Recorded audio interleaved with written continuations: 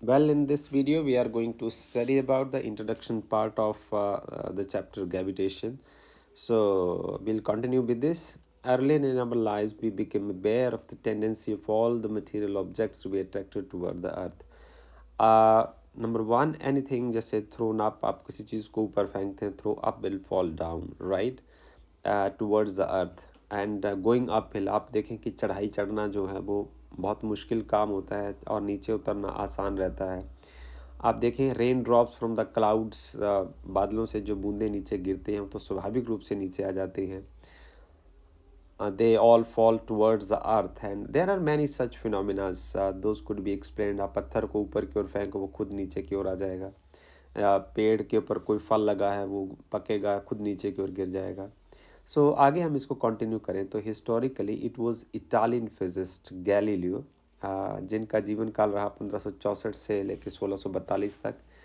उन्होंने बताया कि दे रिकग्नाइज द फैक्ट दैट कि all bodies irrespective of their mass, तो जितनी भी चीज़ें हैं उनका मास चाहे वो हल्की है चाहे भारी है, वो सारी की सारी चीज़ें अर्थ की ओर खींची चली आती हैं, एक्सेलरेट होती हैं पृथ्वी की ओर, और उनका जो एक्सेलरेशन होता है वो कांस्टेंट रहता है। तो यहाँ आप देख सकते हैं उनका जो एक्सेलरेशन की वैल्यू जी जो है वो 9.8 मीटर पर सेकेंड स्क्वायर, जो हम ऑलरेडी पढ़ चुके हैं। इस कांस्टेंट एक्सेलरेशन के साथ चीज़ें नीचे की ओर आती हैं।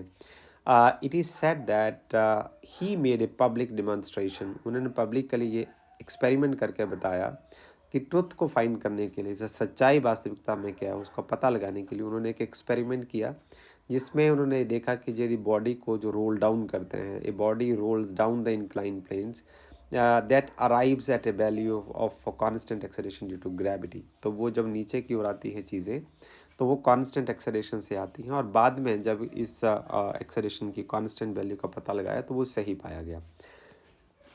इसके बाद हम चलते हैं अगले नेक्स्ट पैराग्राफ में। तो इस पैराग्राफ में हमने और कहानी को और आगे बढ़ाते हैं जो हम इस चैप्टर में पढ़ने वाले हैं। इस सीमिंगली अनरिलेटेड फिनोमिना, जैसे हम बात करें कि ऑब्जर्वेशन ऑफ स्टार्स की हम बात करें, हम स्टार्स और तारों को देखें, ग्रहों को देखें और उनके मोशन को यदि हम देखें, is been the subject of our attention in many countries. बहुत लोगों ने इसको ऑब्ज़र्व करने की कोशिश की कि आसमान में जो तारे हमें दिखते हैं, ग्रह हमें दिखते हैं, तो वो किस तरीके से मोशन करते हैं। तो observation since early times recognize the stars which appears in the sky, which is appeared in the sky with position unchange. तो कई ऐसे हमारे स्टार्स होते हैं जो सालों तक अपनी एक फिक्स जगह पर वहाँ फिक्स हैं। The more interesting objects are the planets हैं, और कुछ प्लैनेट्स हैं which seems to have regular motions, और कुछ ऐसे प्लैनेट्स हैं वो लगातार मोशन करते हैं against the background of stars. तो स्टार्स की बैकग्राउंड में हमारे जो जो फिक्स्ड स्टार्स हैं उनकी बैकग्राउंड में कुछ प्लैनेट्स जो हैं वो मोशन करते हैं। सबसे पहले हमारे पास जो इन ऑब्जर्वेशंस के बाद एक रिकॉर्डेड मॉडल आया और प्लानिटरी मोशन कि ये जो ग्रह हैं वो किस तरीके से मूव करते हैं। तो लैमी अबाउट 2000 ईयर्स एगो उन्होंने ये बताया कि उनका जो मॉडल था, जो एक कंस्ट्रक्शन थी, जो ना रफ आइडिया था, वो जियो सेंट्रिक मॉडल था। जियो का मतलब होता है अर्थ, सेंटर का मतलब होता है सेंट्रिक मीन सेंटर। तो इसमें ये कहा गया है कि जो अर्थ है वो सेंटर में होती है और उसके किनारे जो बाकी ग्रह हैं वो चक्कर लगाते रहते हैं। इन विच ऑल कैलेस्टियल बॉडीज, जितनी भी आसमान में चीज़ें हैं, ऑब्जेक्ट्स हैं, वो सारे पृथ्वी के किनारे चक्कर लगाते रहते हैं। स्टार्स हुए, उसमें सन है, प्लैनेट्स है, all revolve around the earth. So that is the Jio centric theory जो टुलैमी ने दी 2000 साल पहले।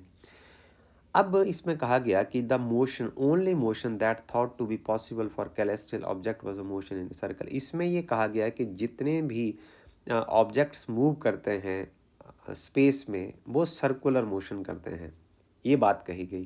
पहली बात हमें कह सकते हैं कि जो जियो सेंट्रिक मॉडल था जिसमें अर्थ सेंटर में थी, इसमें जो स्टार्स हैं, सन है और प्लैनेट हैं, सारे ही सिर्फ अर्थ के किनारे घूमते हैं। और साथ में ये कहा गया कि जितनी भी कैलेस्ट्रियल बॉडीज़ हैं अर्थ के किनारे घूमती हैं और एक सर्कल में घूमती हैं। उन्होंने क्या किया, complicated scheme of motion put forward by Ptolemy in order to describe the observe motion of the planet. उन्होंने एक बड़ी कॉम्प्लिकेटेड पिक्चर जो है वो पेश की मोशन ऑफ द प्लैनेट्स के बारे में।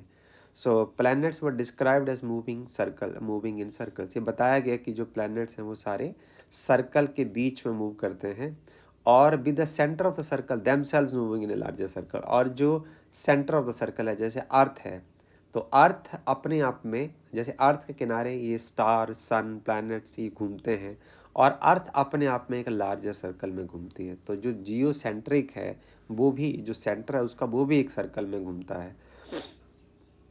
कुछ ऐसी ही थ्योरीज थी, वो इंडियन एस्ट्रोनॉमर्स ने भी दी, उनके लगभग 400 साल बाद में ये माना जाता है। और however the more elegant model in which the sun was the centre around which the planets are revolve, जो रीसेंट थ्योरी है, उस जिसमें ये कहा गया कि जो सन है वो सेंटर है, और उसके किनारे जो हैं वो प्लैनेट्स रिवॉल्व करते हैं। तो जियोसेंट्रिक थ्योरी को रिप्लेस कर दिया गया, और इस थ्योरी का नाम दिया गया heliocentric theory. So heliocentric theory is the theory in which the sun is in the centre and rest of the stars and planets are revolving, or all celestial bodies are revolving around the sun. So this was mentioned by Aryabhatta. ये जो theory थी वो भारत के एक महान संत आर्यभट्टा ने ये theory दी थी, 5th century AD, and in his treatise, and 1,000 year later, लगभग उनसे 1,000 साल बाद, एक पॉलिश मॉन्क जिनका नाम था निकोलस कॉपरनिकस, जिनका जीवन काल रहा 1473 ईस्वी से लेकर 1543 ईस्वी तक, उन्होंने एक बहुत डेफिनेटिव जो वेल डिफाइंड मॉडल पेश किया। उसमें ये बताया गया कि जो प्लैनेट्स हैं वो एक सर्कल में घूमते हैं, और अराउंड ए फिक्स सेंट्रल सन, सन जो है वो सेंटर में रहता है, और प्लैनेट्स उसके किनारे चक्कर लगाते रहते हैं। And his theory was discredited by church. Church ने उसकी थ्योरी को रिजेक्ट कर दिया कि गप्पे मारते रहते हैं, ये बात सही नहीं है।